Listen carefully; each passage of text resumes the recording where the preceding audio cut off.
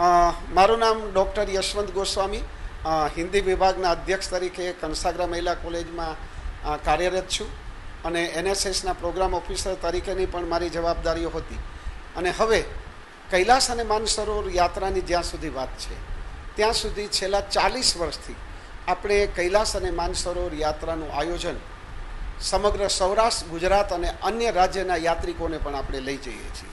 શિવવનના charitable trust અને શિવાય holidays આ બંનેના સંયુક્ત ઉપક્રમે દર વર્ષની જેમ આ વર્ષે પણ યાત્રાનું આયોજન થયેલું. મે અને જૂન મહિનામાં સામાન્ય રીતે 80%થી વધારે લોકો યાત્રા કરી લેતા હોય છે. ચાઇના ગવર્મેન્ટ છે દર વર્ષે ભારતને 20,000 યાત્રિકોનો કોટા આપે છે, પણ આ વર્ષે હોર્સિયર્સ હોવાને કારણે અને 60 વર્ષે એક યોગ આવતો હતો એને કારણે ભારતમાંથી યાત્રિકોની સંખ્યા એટલી બધી વધી ગઈ. સામાન્ય રીતે 12,000 થી 15,000 લોકો જ આ યાત્રા કરતા હોય છે. 20,000નો કોટા ક્યારેય પૂરો જ નથી થતો. પણ આ વર્ષે પહેલી વખત ઇતિહાસમાં એવું બન્યું કે મે અને જૂન મહિનામાં જ 20,000 યાત્રિકોનો કોટા પૂરો થઈ ગયો. અમારા 3 ગ્રુપ કૈલાસ માનસરોવરમાં જઈને પરત પણ આવી ગયા.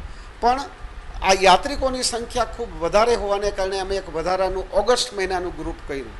સામાન્ય રીતે જુલાઈ અને ઓગસ્ટ મહિનામાં યાત્રાનું આયોજન નથી હોતું. એના કારણો એ છે કે નેપાળ અને તિબેટ સાઈડનો મુશળધાર વરસાદ, ભૂસ્ખલન અને બાઢને કારણે ઘણી બધી વખત આવી મુશ્કેલીઓને કારણે યાત્રા રદ થતી હોય છે. અહીંથી આપણા ઓગસ્ટ મહિનામાં 23-24મી ઓગસ્ટે રાજકોટથી 120 યાત્રિકોનું ગ્રુપ નીકળવાનું હતું અને અમે 26મી તારીખે એટલે કે ગઈકાલે જે દુર્ઘટના બની એ દુર્ઘટના સમયે અમારે ઓલરેડી ત્યાં અમે હોત, પણ અમે લોકોને એ પરમિશન માટેની ચાઇના ગવર્મેન્ટ માટે ઘણી બધી પ્રક્રિયાઓ કરી, પણ આ કોટા રિવાજ ન થવાને કારણે અમે ન જઈ શક્યા.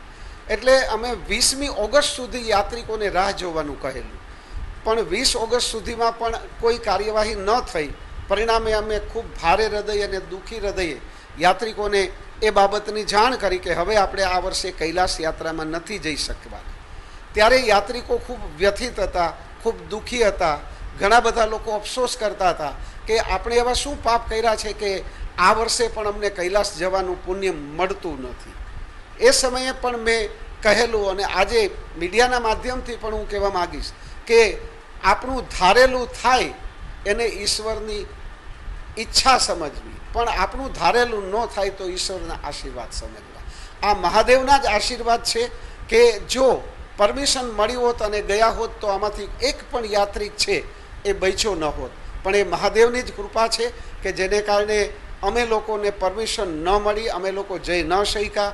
શરૂઆતમાં ખૂબ વલોપાત હતો, ખૂબ વેદના હતી, દુઃખ હતું, ફરિયાદ હતી, પણ હવે યાત્રિકોને ખબર પડી કે આ બધું શા માટે થયું. કારણ કે એમને આપણા જીવનની ચિંતા હતી, અમારા બધાની રક્ષાની ચિંતા હતી. આ 120 યાત્રિકો આજે બચી ગયા છે. ગઈકાલે આખી રાત્રિ હું સૂઈ નથી શક્યો. બધા યાત્રિકોના ખૂબ ફોન કોલ્સ આવે છે. જે લોકો ફોન કરીને અમારી ચિંતા વ્યક્ત કરે છે કે તમે યશવંતભાઈ તમે તો ત્યાં નથી ને, આટલા બધા લોકોના ફોન કોલ્સ આવે છે. તો એ યાત્રિકોની અમારા પ્રત્યેની એક લાગણી અને એક ભાવ છે. સાંજ સમાચાર ફેસબુક પેજને લાઇક કરો, વિડીયો શેર કરો અને વધુ વિગતવાર સમાચાર માટે sanssamachar.net વિઝિટ કરો.